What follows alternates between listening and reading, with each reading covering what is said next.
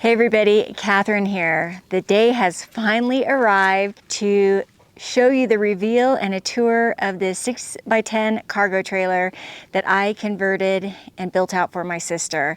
It started out as just a trailer to haul motorcycles, dirt bikes, and we turned it into a beautiful tent on wheels, if you will. For those of you who are new to the channel, I've been living on the road for 4 years now. I currently live in a 21-foot travel trailer for the past year, and prior to that, I was living in a truck camper.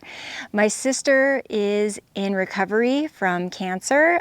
She has been cancer-free now for a couple of years. However, the cancer and other complications that she had because of it left her with physical limitations and mobility issues. She used to love to backpack, hike, camp.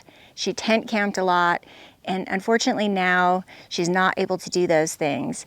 She wanted to have a little rig that she could just pull up to a campsite, be loaded with all the things that she needs, and easy setup to get back out camping again. She already had this trailer and she asked for my help to build it out for her. Prior to this, I had zero construction experience and no experience building out a cargo trailer. I watched a lot of YouTube videos of construction and tours, and I'm getting ready to now do my own tour. But let me show you a little bit of where we started and the construction that was done up until now. This will just be real quick and we'll get to the good stuff, which is the tour. Today is the first day we're going to start work on converting this cargo trailer into a beautiful camper.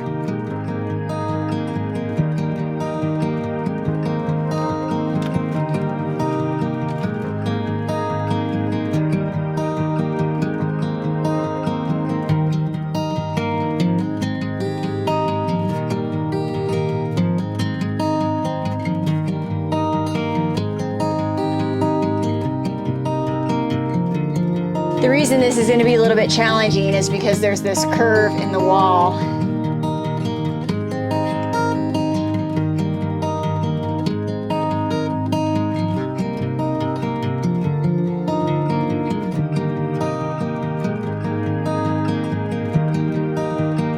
Putting together IKEA furniture is always so much fun.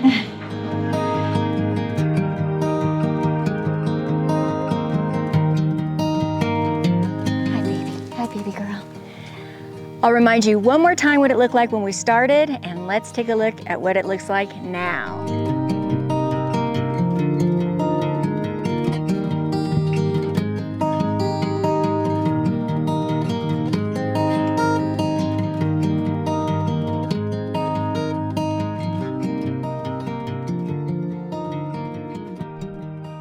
I'd say that this turned out pretty freaking beautiful, if I do say so myself. I've actually blown my own mind that I was able to pull this off. The only thing I did not do is cut out these windows, and my sister did help me put up a couple of these ceiling panels. But everything else I did with my own 2 hands, blood, sweat, and tears. So let's come on inside and we'll take a look at every little inch of this.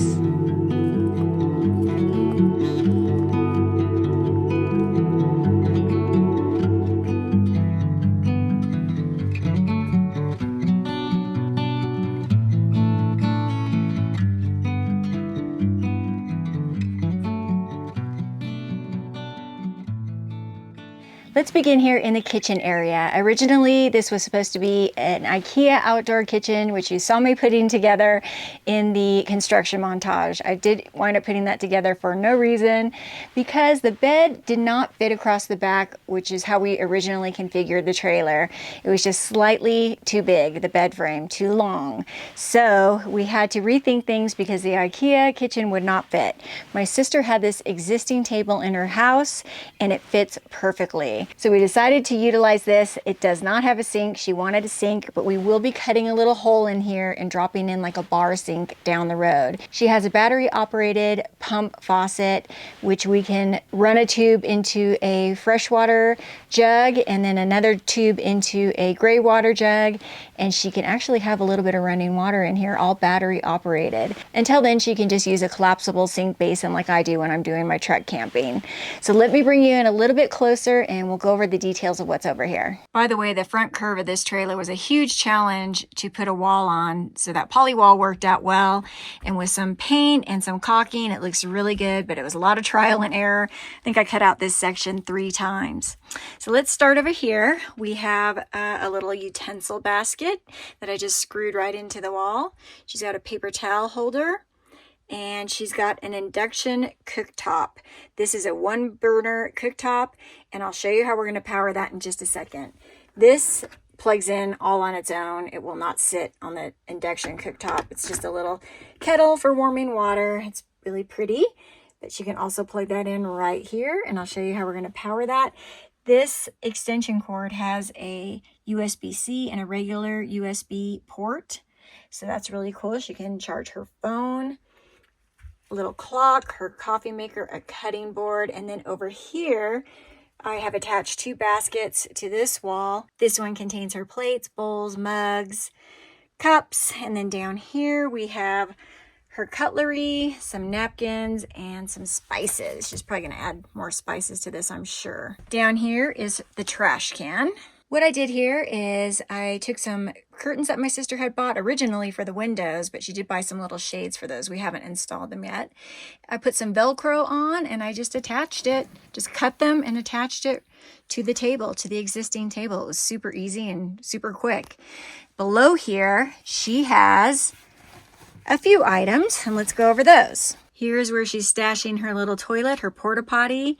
And here is how she's going to power all of her goodies up top. She has an Anker 757 1229 watt hour power station. I have plugged in that extension cord into it, and so that she can utilize a plug up top, and that'll make it a little easier for her to plug everything in. Down here is a container where she has food stored, and she can add quite a bit of food in here if she'd like. Down here under the bed, she's got lots of storage under her bed, which is amazing. We have a container that holds her pots and pans and lids. You might be asking what she's going to do as far as refrigeration or cooling, and she will carry in her tow vehicle an Anker Everfrost powered cooler. That's sort of like a mini refrigerator, and it will keep all of her cold items cold without cluttering up everything in here.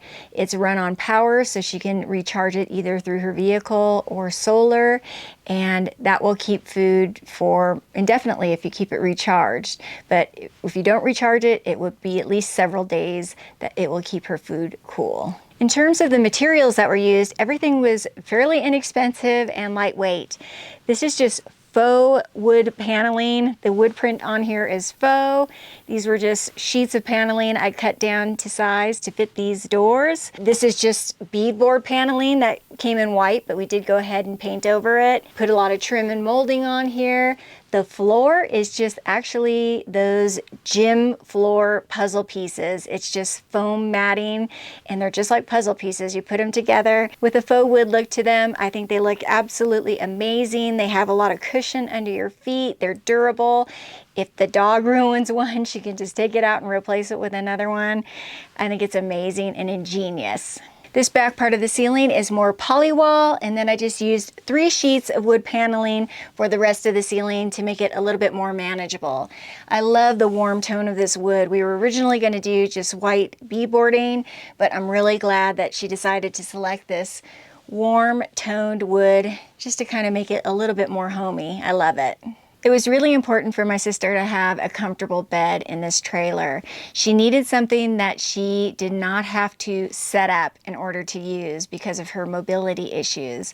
So she did have to go with a twin bed instead of like a futon situation. We originally thought it was going to fit across the back, as I mentioned earlier, but it was just the frame is slightly too long. She could eventually find potentially a shorter frame and then go ahead and resituate it that way.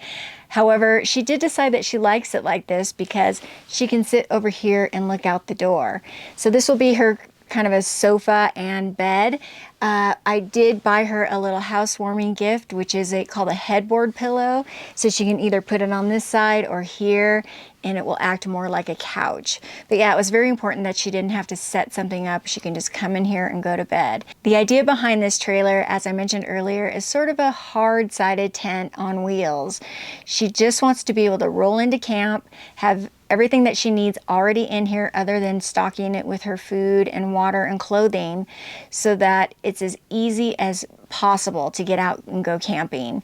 I think we've accomplished that here, but that is the reason that she does have the twin bed, and I think she's going to be really comfortable on it. It's a brand new, cushy, comfy mattress.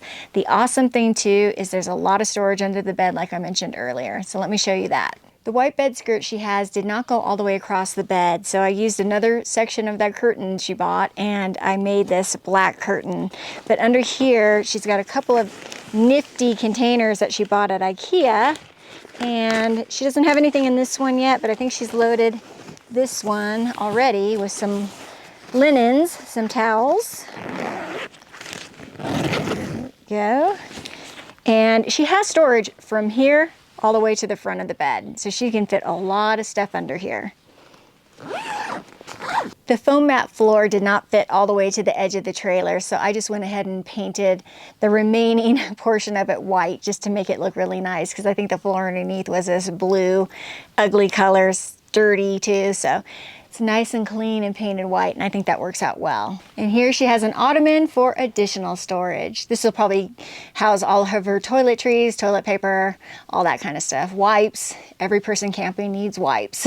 Some of the odds and ends we haven't installed yet is her lighting. Everything will be battery operated, so she has gotten several lights. This one is motion sensing, which I think she can turn that off. This one will probably go on the ceiling. It has a remote control, and she has other various lighting. This one is for outside, and that is a security light.